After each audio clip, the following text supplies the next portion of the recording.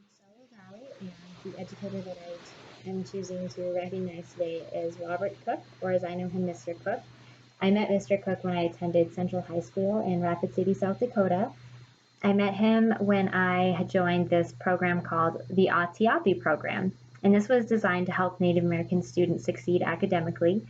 Mr. Cook was one of the educators in the program. The classroom was set up in just one classroom where all the major subjects were taught. Mr. Cook, among a few other educators, were the teachers in this program. And it was set up every day with the same schedule rather than having block scheduling like some of the other classes. And I think this was designed for the consistency to help the students who needed this extra support to succeed. I never thought I would be in a program like that, considering when I was younger, I loved school, I loved learning, I always had really great grades. And then, come the end of middle school, beginning of high school, I really was just having a lot of problems at home. And I guess I just kind of stopped caring so much about my grades. I started skipping school, and I think that's why I was introduced to the program. My mom was very absent at home, and I didn't have a lot of support outside of my home either. My dad lived in another state, and I didn't know many people in school because I was previously homeschooled and then moved around a lot and switched plenty of schools. So joining the program for me, I was terrified. I didn't want to be labeled in this room where I needed extra support, although I really did need it, and I'm so thankful now that I was in there. Mr. Cook was one of the educators, as I mentioned, and he was phenomenal. He every day he showed up. He showed up mentally. He showed up physically. He was there to support and challenge all of his students. He taught in a way that was extremely meaningful because he chose to get to know us, get to know our interests and how we learn best, and then he designed his teaching to basically go off of that. And I think that's why I got so much out of the experience with him. Aside from just academically, Mr. Cook never gave up on me. I tried to skip his class a few times, and he found me in the hallway, and he stopped me and he said, "You're better than this, and you know that." And I went back to class with him. I think I was desperately needing somebody to believe in me and to support me and challenge me. And he was that person for me. It was more than just him being an academic supporter or being a wonderful teacher.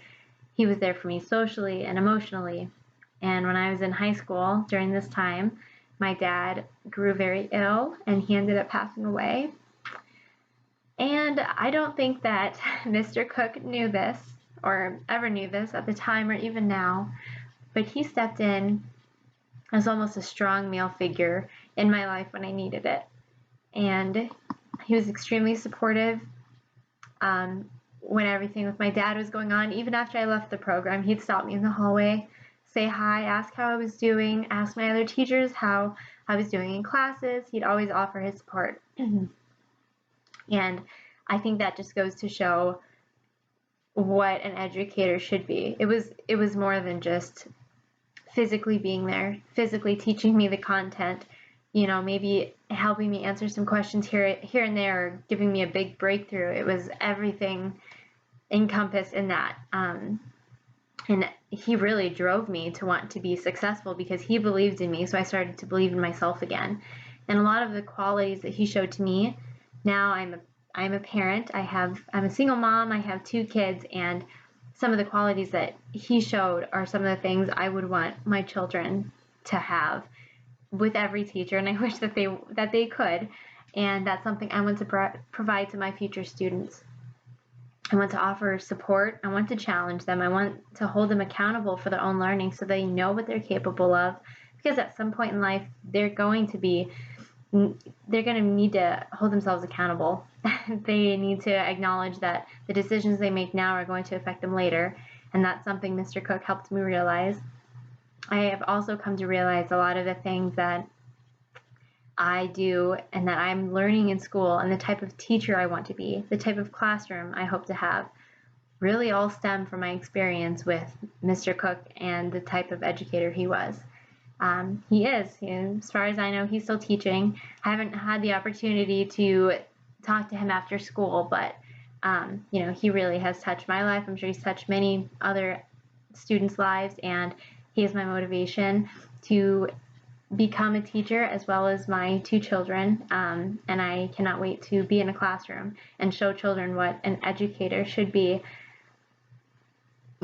by being supportive, by being present for them emotionally, socially, academically, not to just be a friend to them, but to believe in them and to push them, because I know that children sometimes they just need that structure like I did, and they just need that extra support.